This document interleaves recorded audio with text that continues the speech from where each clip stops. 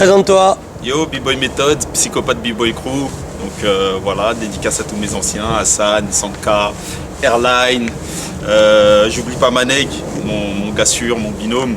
Et puis à tous les frérots qui sont actuellement là, qui me motivent, qui ont envie de partager avec moi. Voilà. Alors, on va commencer avec Psychopathe B-Boy Crew.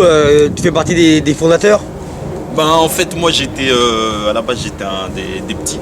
Donc, des petits voilà, j'ai appris à danser à travers Sanka, Hassan, Airline, Remito, Maneg, Bosnie. Toute la génération de la DEF. Voilà, toute la génération de la DEF, c'est eux qui m'ont pris en main. Et puis après, ils m'ont envoyé au charbon avec Maneg. Et t'allais souvent au charbon? Ouais, j'allais souvent au charbon. Ah on se montait le cerveau et puis en fait on kiffait ça, le défi, juste l'ambiance, voilà. Et puis la DEF, merci à Yuval, parce que tu as fait quelque chose qui nous a permis en fait d'évoluer aussi à notre manière.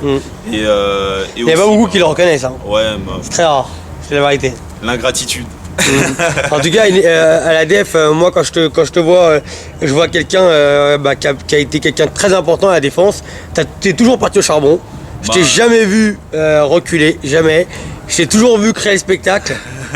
Même dans les endroits où on t'attendait pas, je vais en parler d'ailleurs après. Nous, c'est une vision qui nous a été, on va dire, qui nous a été mise en avant par toi en fait, et par ta conception des choses. Moi, je me rappelle que quand je commençais le break, de voir les têtes qui tombaient, c'est-à-dire les gros défis inattendus, pas forcément le battle de scène, mais des fois même, il y avait, je me rappelle un jour, Benji était monté sur scène pour un problème avec Ismaël. Ah, et juste l'intensité de ces battles-là, aujourd'hui, c'est grave différent. Moi, je me rappelle que c'est ça qui nous a fait vibrer, c'est ça qu'on avait envie de faire, et à travers la défense, c'est ça que tu nous as permis de faire. Ouais. Toi, un jour, on t'a retrouvé dans un battle un peu plus différent, le fameux 1000% Charia, c'est ça, non? Oui. Ah, voilà, t'avais cartonné, genre là. Bon, c'est la chance du moment. Dédicace à Tetris, Criminals. Bon, ouais, c'est vrai que voilà, nous, de toute façon, on est comme ça, même au quartier. Bon, voilà, ça gaze sur les mers à longueur de journée. Donc, c'était pas très différent. Et voilà, en plus, il a fait le buzz, cette petite vidéo. Putain, énormément de bruit pour l'époque. Ouais. Et toi, à l'époque, tu étais plus attiré par le top rock et les passes? Non, du tout. Top rock un peu quand même, non? En vrai, c'est ce que je présentais, on va dire, sur la scène. Mais j'ai toujours travaillé power move, tricks, et j'ai la chance d'avoir un corps qui me permet de pouvoir faire beaucoup de choses. Encore aujourd'hui? Encore aujourd'hui. Et j'aime aussi beaucoup de styles. Donc en fait, j'aime le flow quand quelqu'un il a du flow. J'aime le tricks quand quelqu'un il a du tricks. Je suis pas bloqué, je suis ouvert. Donc voilà, moi, que tu me passes un Benji, un Karim Barouche ou un Farid, Dridi que j'aime bien, Salim Lasmala et plein d'autres gens qui me font kiffer comme ça, c'est des styles différents mais je kiffe tout autant. Là, tu suis toujours un peu le game ou bof? Ouais, je regarde de loin, je regarde ce qui se passe. Les événements où je suis grâce à Sanka, je suis pas mal ce que tu fais aussi Yuval, les événements où tu speaks, les gros événements. Je regarde ce qui se passe, ouais. Je te crois souvent quand même. Ouais, on se croise. Souvent, mais aujourd'hui, est-ce qu'il y a des b-boys que tu aimes bien actuellement? Oui, bien sûr. Il y a des b-boys qui font kiffer. Après, le problème d'aujourd'hui, c'est quoi? C'est que c'est des gens, ils sont bookés tous les week-ends. On les voit tous les jours. Donc le kiff, c'est plus le même. C'est pas comme avant, tu arrivais dans un événement, le soir même, tu t'entraînais dehors parce que voilà, tu avais vu des trucs que tu n'avais jamais vus. Aujourd'hui, on kiffe différemment. On apprécie différemment, voilà. Mais est-ce qu'il y a des b-boys que tu aimes? Est-ce qu'il y a un nom ou deux que cette année qui s'est démarqué à tes yeux? Pas du tout. Bof. Bien sûr, mais je donnerai pas de nom. Bon, ok, d'accord. Parce que moi, mon kiff personnel, c'est tout d'abord c'est les gens qui m'entourent.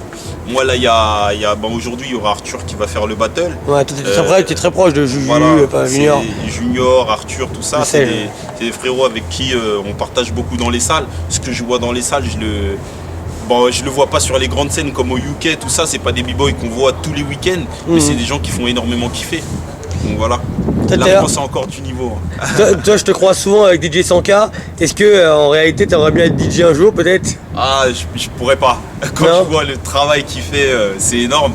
Mais je kiffe parce que il me fait kiffer. Je me suis posé la question quand même. Voilà, moi il m'a appris mes premiers pas de break. Il venait me chercher, à l'époque il n'avait pas le permis, il venait en voiture et tout. Il m'a appris les vrais trucs. Aujourd'hui il me fait kiffer à travers sa musique comme il le faisait déjà à l'époque en fait, parce que c'est lui qui nous faisait nos mixtapes d'entraînement, tout ça. Et voilà, donc il transmet à travers sa musique, son univers, sa culture musicale. Et moi je kiffe. Je vois. Est-ce qu'il y a des choses qui te dérangent dans la culture hip-hop? Ouais, il y a des choses qui me dérangent parce que bon voilà, la culture hip-hop elle est basée sur plusieurs choses. Bon, Plusieurs branches, ouais. En plusieurs branches. Aujourd'hui on a des séparations, on a des choses que pour moi partent un peu vers quelque chose qui me font un peu moins kiffer. Après la nouvelle génération eux ils kiffent, mais est-ce qu'ils ont vraiment je veux dire la culture, ça veut dire aujourd'hui on a des DJ qui passent un certain type de musique et on s'étonne que il n'y ait plus vraiment de style, de flow. On voit des gens, ils sont excités sur le truc, ils courent limite. Est-ce que les DJs n'éduquent pas le danseur? Est-ce que le danseur, est-ce que le danseur il devrait pas aussi écouter d'autres sons? Je sais pas. Parce que là on rentre dans des trucs électroniques, du bruit là. Faut arrêter les mecs. Donc voilà. Sinon voilà, il y a plein de DJ que je kiffe quand même en France et donc. Toi tu t'entraînes toujours ou pas? De temps en temps, quand j'ai le temps, je m'entraîne, je vois les choses différemment et ouais. Mais bientôt, je reviens et pour remettre une autre ambiance encore dans les petites scènes où je vais aller. Parce que t'étais un fouteur de merde, toi, mon salaud. On te voit comme ça, genre, les gens ils savent pas que ce phénomène, ouais. Ah, carrément, dès que je savais que tu venais, je savais que la DF, elle est brillée de mille feux. On va te refaire kiffer, Yuval. Ah non, t'as été quelqu'un de très important. Si les gens ils savent pas, qu'ils apprennent un peu leur histoire. Petite question à toi, Yuval, qui est souvent dans les événements. Oh, le salopard. T'as perdu un peu le kiff. Est-ce qu'il y a un truc que t'as perdu? Toi qui as connu plusieurs générations et qui a connu justement les vraies ambiances hip-hop, on va dire. Il n'y a plus ce truc que toi t'avais. Toi tu faisais partie de mes héros à l'époque. Il y a plus, j'ai plus beaucoup de héros. J'ai plus beaucoup de gens où je me dis putain le mec il a les couilles de faire ceci, il a les couilles de faire ça. Ils ont peur pour leur image. C'est pas Internet. Non, c'est une question. Sur Facebook, sur tout ça. C'est une question d'éducation. C'est comme est-ce que t'es un lion, est-ce que t'es une gazelle?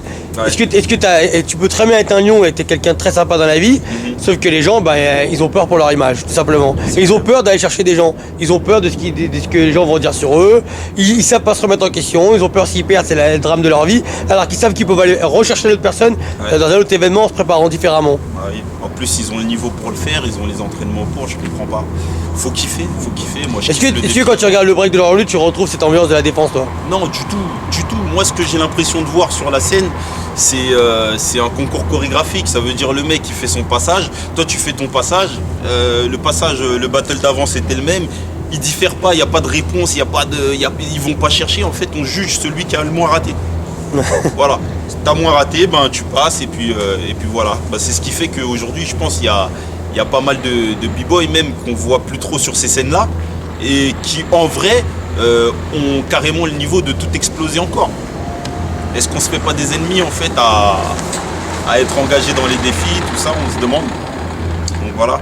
Ok, le mot de la fin pour la nouvelle génération, ça serait? Ouais, explosez tout, faites-vous plaisir.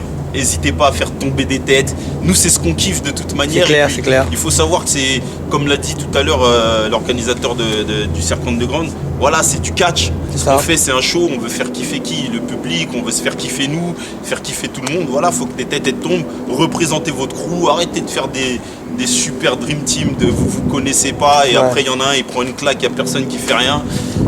Assumez-vous. Dansez avec vos gars, vos vrais potes. Voilà, moi j'ai des potes aujourd'hui, même s'ils viennent de là, mais on est des vrais potes d'abord. Et si on danse ensemble, ça se ressentira. Donc voilà. C'est très important ce que tu viens de dire. Merci. Merci à toi. Yes.